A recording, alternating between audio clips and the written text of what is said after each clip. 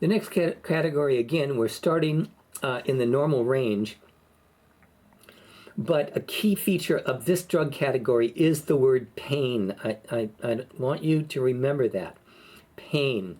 So when we talk about anesthetics, we're talking about pain. We talk about analgesics, we're talking about pain. So let's talk about anesthetics for a moment. Anesthetics then come in two categories. General anesthetic, which then knocks you out so that you don't feel pain. So things like sodium pentothal, or ether, or any nitrous oxide.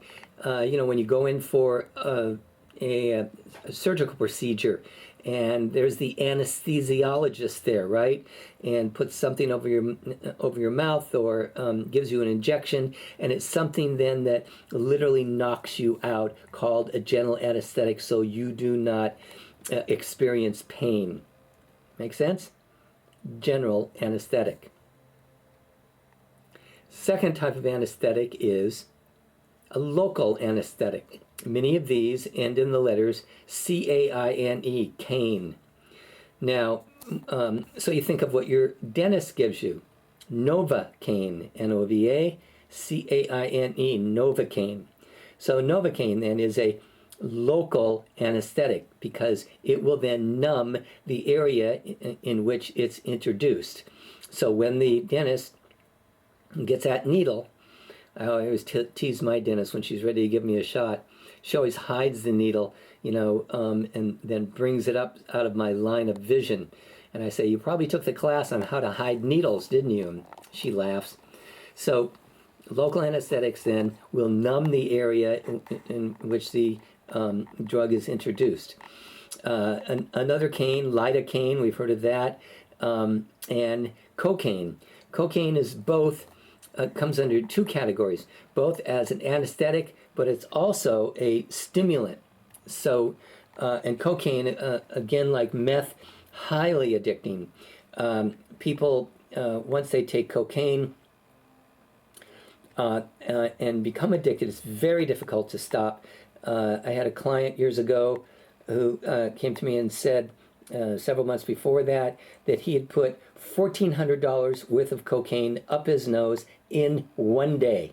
Could not stop. There's an area of your brain called the satiation area. When you're satiated, you feel like you don't want anymore, whether it's, after sex, like, okay, that's enough, whether you've eaten your favorite dessert and you'd like to have more, you're like, no, I can't take any more. But with cocaine, it then affects the area of your brain, so you're never satiated. So all you want after cocaine is you want more. And so I saw a guy on TV one time who was talking about when he was addicted to cocaine, and all he could think of all the time was cocaine, cocaine, cocaine, cocaine, cocaine, cocaine, cocaine. And then he'd take it, and all he wanted was more cocaine. Could never get enough of it. Cocaine is typically snorted, but it can be injected. Some people put it in their eyelids. Whatever it is, humans will find a way to get these drugs into their body. Okay, so what do we got? We got general anesthetic like sodium pentothal, nitrous oxide, ether, and so on. And also GHB. One of the date rape drugs is a degree of a general anesthetic. It doesn't knock you out entirely, but it makes a person less aware, less conscious of the world around them, and so they end up, getting in trouble. That's why it's been called the date rape drug. So GHB, roofies, another one that is under the category of general anesthetic. So you got it? General anesthetic, local anesthetic. The whole idea is pain. You then become less aware of pain as this drug gets into your body. Next are analgesics. Analgesics. Again, we're putting in the same category here because it too deals with pain. Most common analgesic, aspirin. aspirin. So most everyone is taking analgesics. But there are other analgesics. Opium, any of the derivatives of opium is an analgesic. And so, of course, you have heroin. We have a huge heroin epidemic going on right now, as many of you know. The oxycodone, synthetic analgesics. Morphine is an analgesic that's used to treat pain for people who are coping with significant chronic disease like cancer, for example. Heroin is like 50 times more powerful than morphine, and fentanyl, as many of you know, is another, like 100 times, maybe even more than that, greater effect than heroin. So fentanyl and then oxycodone are all analgesics. They are highly addictive. That's one of the reasons that we have this huge heroin epidemic now, because many people started off with these painkillers. They went through them all and then moved on to using heroin. And we know that there are a lot of drug companies. One, if you want to Google this, called Purdue, Purdue, I think. Purdue has come under scrutiny and been fined and gotten a lot of trouble for putting out millions and millions of prescriptions of oxycodone.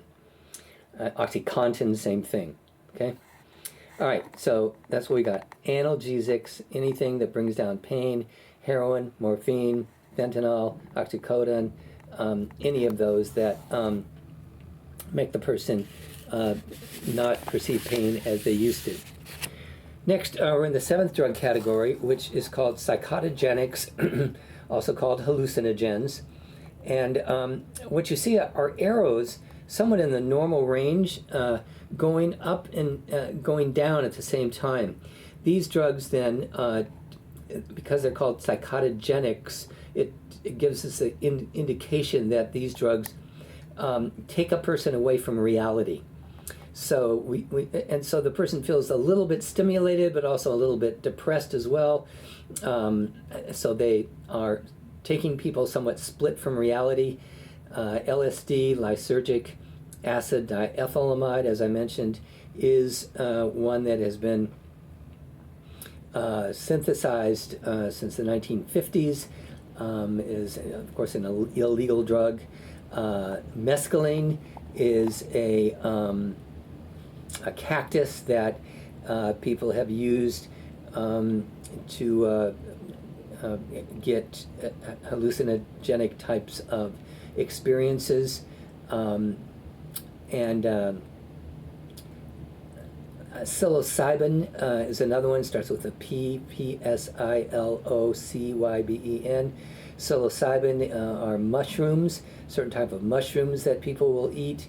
Will also split them off from reality.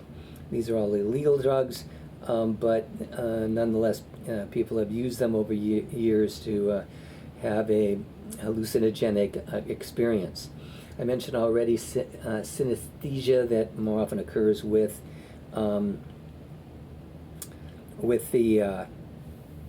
LSD and affecting the thalamus.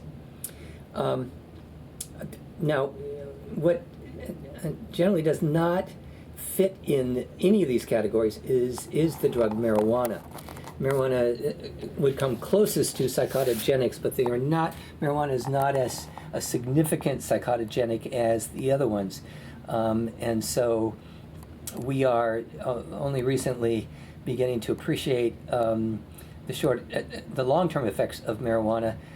We've done it with animals, but only recently, and has the research been approved. In the past, the federal government had prevented research on marijuana, and now there's really a push, because what's going on is that many states, much like the state of Washington, have legalized marijuana. And one thing we do know is that it probably should not be used by anyone under 21.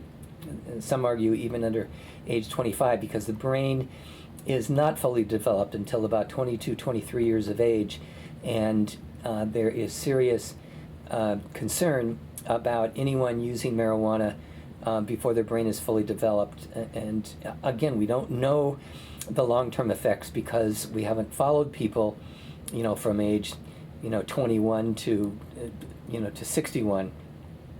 So we're only going to know specifically these long-term effects when we do controlled studies. And you know what a controlled study is, right? We got to get that randomized group. We got to divide them in half. One group gets it, the other group doesn't get it. We do it for so often. We follow them up, in this case, for long-term effects years later to find out what ultimate effects that they'll have.